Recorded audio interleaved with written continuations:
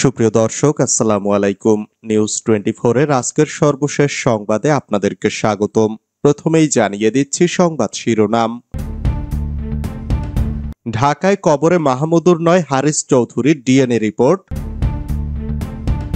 আওয়ামী লীগ কি আগামী নির্বাচনে আসবে, যা বললেন বিএনপি নেতা ফজলুর রহমান। ওবায়দুল কাদের ভারতের মেঘালয়ে। আশ্বাসে আস্থা নেই, উপদেষ্টা ছাড়া ঘরে ফিরবে না আন্দোলনকারীরা। মানবতা বিরোধী অপরাধের মামলায় জবানবন্দি দিলেন সাবেক আইজিপি চৌধুরী আব্দুল্লাল মামুন। বড়াই গ্রামে টিসিবির কার্ড বিতরণ নিয়ে বিএনপির দুই পক্ষের সংঘর্ষ, গুলিবিদ্ধ এক। সমন্বয়কদের রুদ্ধদ্বার বৈঠকে নেওয়া সিদ্ধান্ত জানালেন হাসনাত। নাহিদ নয়, দুর্নীতিবাজদের বিরুদ্ধে স্লোগান দিয়েছিল শিক্ষার্থীরা। মুজিববাদের কোনো স্থান এদেশের মাটিতে আর নেই, মন্তব্য ববি হাজ্জাজের। এতক্ষণ শুনছিলেন সংবাদ শিরোনাম। পুরো খবর পেতে ভিডিওটি শেষ পর্যন্ত দেখুন। সর্বশেষ সংবাদ পেতে চ্যানেলটি সাবস্ক্রাইব করুন। এবার বিস্তারিত। ঢাকায় কবরে মাহমুদুর নয় হারিস চৌধুরীর ডিএনএ রিপোর্ট। ঢাকার সাভারের একটি মাদ্রাসায় প্রফেসর মাহমুদুর রহমান পরিচয় একজনকে দাফন করা হয়েছিল। প্রায় ২.৫ বছর পর জানা গেল লাশটি মাহমুদুরের নয়, বিএনপির বহুল আলোচিত প্রভাবশালী এক নেতার। লাশটি সাবেক প্রধানমন্ত্রী বেগম খালেদা জিয়ার রাজনৈতিক সচিব হারিস চৌধুরীর ডিএনএ টেস্টের রিপোর্টে এ তথ্য উঠে এসেছে। আওয়ামী লীগ সরকারের আমলে পলাতক অবস্থায় তিনি ২০২১ সালের ৩রা সেপ্টেম্বর ঢাকার একটি হাসপাতালে মারা যান। মৃত্যুকালে তার বয়স হয়েছিল ৬৮ বছর। তখনকার প্রেক্ষাপটের কারণে পলাতক হারিসের লাশ দাফনেও পরিচয় গোপনে বাধ্য হন ঘনিষ্ঠরা। সাভার থানার ওসি মোহাম্মদ জুয়েল মিয়া ও হারিস চৌধুরীর মেয়ে সামিরা তানজিন চৌধুরী বুধবার বিষয়টি নিশ্চিত করেছেন। পুলিশ জানায়, গত ৬ নভেম্বর আদালতে সেই ডিএনএ রিপোর্ট জমা দেওয়া হয়। সিআইডির এই রিপোর্ট পাওয়ার বিষয়টি নিশ্চিত হওয়া গেছে। সিআইডির অতিরিক্ত বিশেষ পুলিশ সুপার কামারুন মুনিরা গণমাধ্যমকে জানান, বিষয়টি আদালতের, তাই আদালতই বিষয়টির ব্যাপারে তথ্য দেবেন। আওয়ামী লীগ কি আগামী নির্বাচনে আসবে, যা বললেন বিএনপি নেতা ফজলুর রহমান। বিএনপি চেয়ারপারসনের উপদেষ্টা অ্যাডভোকেট ফজলুর রহমান বলেছেন, গত ১৫ বছরে আওয়ামী লীগের যারা এমপি ছিল তারা শত শত কোটি টাকা লুটপাট করে বিদেশে পালিয়ে গেছে। তারা আর এলাকায় যেতেই পারবে না, নির্বাচন তো দূরের কথা। আর যদি তারা নির্বাচনে যেতে পারে, তার জন্য এই সরকার দায়ী।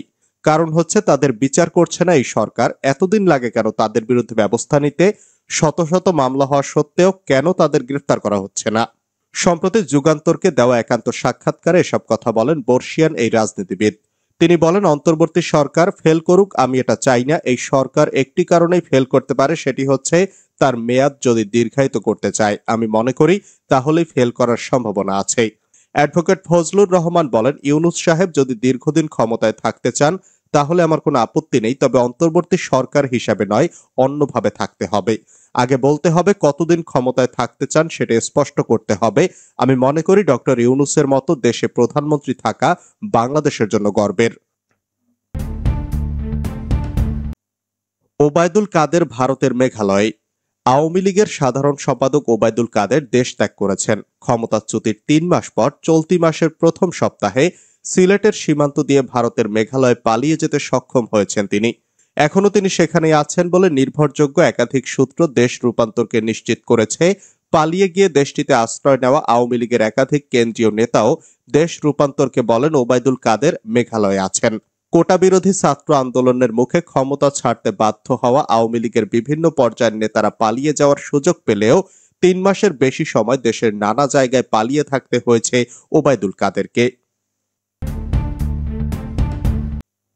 আশ্বাসে আস্থা নেই, উপদেষ্টা ছাড়া ঘরে ফিরবেন না আন্দোলনকারীরা। রাজধানীর জাতীয় অর্থোপেডিক হাসপাতাল ও পুনর্বাসন প্রতিষ্ঠানের সামনের সড়কে আন্দোলনকারীদের সঙ্গে দেখা করেছেন জুলাই শহীদ স্মৃতি ফাউন্ডেশনের প্রধান নির্বাহী কর্মকর্তা মীর মাহবুবুর রহমান স্নিগ্ধ। বুধবার সন্ধ্যা ৭টার দিকে তিনি পঙ্গু হাসপাতালের সামনে গিয়ে আন্দোলনকারীদের সঙ্গে কথা বলার চেষ্টা করেন। তবে আন্দোলনকারীদের সঙ্গে কথা বলে তিনি কোনো সমাধানে আসতে পারেননি। স্নিগ্ধ আন্দোলনকারীদের প্রথমে জুলাই ফাউন্ডেশন কিভাবে কাজ করে তা জানাতে চেষ্টা করেন।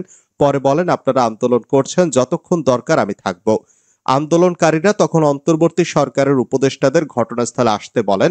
উত্তরে স্নিগ্ধ বলেন, আমি শহীদ পরিবার থেকে আপনাদের কাছে এসেছি, এর চেয়ে কি উপদেষ্টারা বড় হয়ে গেল? এ সময় আন্দোলনকারীরা বারবার বলতে থাকেন উপদেষ্টাদের এখানে আসতে হবে। পরে স্নিগ্ধ আন্দোলনকারীদের বিভিন্ন দাবি নিয়ে কথা বলার চেষ্টা করেন, তবে আন্দোলনকারীরা স্নিগ্ধর কথা না শুনে স্লোগান দিতে থাকেন, দালালিনা রাজপথ, রাজপথ, রাজপথ। এর আগে দুপুর 12টার দিকে বৈষম্য বিরোধী ছাত্র আন্দোলনে আহতদের পঙ্গু হাসপাতালে দেখতে গিয়ে ক্ষোভের মুখে পড়েছেন স্বাস্থ্য উপদেষ্টা নূরজাহান বেগম। মানবতা বিরোধী অপরাধের মামলায় জবানবন্দি দিলেন সাবেক আইজিপি চৌধুরী আব্দুল্লাল মামুন। ছাত্র জনতার আন্দোলনের সময় গণহত্যা ও মানবতা বিরোধী অপরাধের অভিযোগের মামলায় আদালতে জবানবন্দি দিয়েছেন পুলিশের সাবেক মহাপরিদর্শক চৌধুরী আব্দুল্লাল মামুন। ঢাকার চিফ মেট্রোপলিটন ম্যাজিস্ট্রেট আদালতে তিনি এই জবানবন্দি দেন। এরপর তাকে কারাগারে পাঠানো হয়েছে। আদালত সংশ্লিষ্ট সূত্রগুলো বলছে, সাবেক আইজিপি চৌধুরী আব্দুল্লাল মামুনকে আজ বুধবার সকাল 9টার দিকে ঢাকার সিএমএম আদালতে হাজির করা হয়। পরে তিনি এক বিচারকের কাছে জবানবন্দি দেন। এরপর বিকেল 5টার দিকে তাকে কারাগারে পাঠানো হয়েছে। সাবেক আইজিপি চৌধুরী আব্দুল্লাল মামুনের আইনজীবী জসিম হান্নান প্রথম আলোকে বলেন, আমরা জানতে পেরেছি মানবতা বিরোধী অপরাধের মামলায় সাবেক আইজিপিকে সিএমএম আদালতে হাজির করা হয়েছে। পরে তিনি আদালতে জবানবন্দি দিয়েছেন। এজলাস থেকে নিয়ে যাওয়ার সময় এক নজর তার সঙ্গে দেখা হয়েছে, কোনো কথা হয়নি।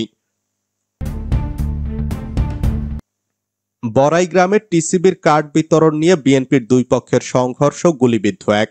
নাটোরের বড়াইগ্রাম উপজেলায় টিসিবির কার্ড বিতরণকে কেন্দ্র করে বিএনপির দুই পক্ষের মধ্যে সংঘর্ষের ঘটনা ঘটেছে।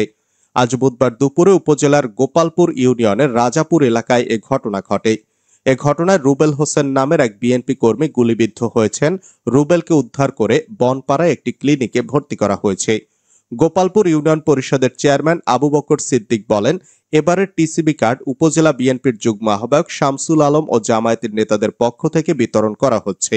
আজ বিতরণ কার্যক্রম নিয়ে শামসুলের চাচা ইউপি সদস্য বেলালের সঙ্গে উপজেলা স্বেচ্ছাসেবক দলের সাধারণ সম্পাদক শাহিন খলিফার সমর্থক সামাদ মেম্বারের বিতর্ক হয়। এক পর্যায়ে দেশীয় অস্ত্র ও লাঠি সোটা নিয়ে সংঘর্ষ শুরু হলে ঈশ্বরদী উপজেলার মুলাডুলি ও ফরিদপুরের কিছু সন্ত্রাসী গুলি চালাতে শুরু করেন। এতে রুবেল হোসেন নামের শাহিন পক্ষের এক বিএনপি কর্মীর ডান হাতে গুলিবিদ্ধ হন। বড়াইগ্রাম থানার ভারপ্রাপ্ত কর্মকর্তা মাহবুবুর রহমান ঘটনার সত্যতা নিশ্চিত করে বলেন, খবর পেয়ে পুলিশ ঘটনাস্থলে গিয়ে পরিস্থিতি শান্ত করে। অভিযোগ পেলে তদন্ত শেষে ব্যবস্থা নেওয়া হবে। সমন্বয়কদের রুদ্ধদ্বার বৈঠকে নেওয়ার সিদ্ধান্ত জানালেন হাসনাত। জুলাই আগস্ট আন্দোলনের ফসল হলো অন্তর্বর্তী সরকার, তাই উপদেষ্টা নিয়োগের সময় অবশ্যই তাদের বক্তব্য নিতে হবে বলে জানিয়েছেন বৈষম্য বিরোধী ছাত্র আন্দোলনের আহ্বায়ক হাসনাত আব্দুল্লাহ। বুধবার বৈষম্য বিরোধী ছাত্র আন্দোলনের বাংলা মোটর কার্যালয় বৈঠক শেষে সাংবাদিকদের সঙ্গে আলাপকালে তিনি সব কথা জানান। এর আগে বৈষম্য বিরোধী ছাত্র আন্দোলনের কেন্দ্রীয় সমন্বয়কদের 4 ঘণ্টা ব্যাপী রুদ্ধদ্বার বৈঠক অনুষ্ঠিত হয়। বৈঠকে চলমান পরিস্থিতি পর্যালোচনা, আসন্ন কর্মসূচির রূপরেখা নির্ধারণ, কেন্দ্রীয় ও স্থানীয় সংগঠকের মধ্যে সমন্বয় বাড়ানোর বিষয়ে কথা হয়েছে।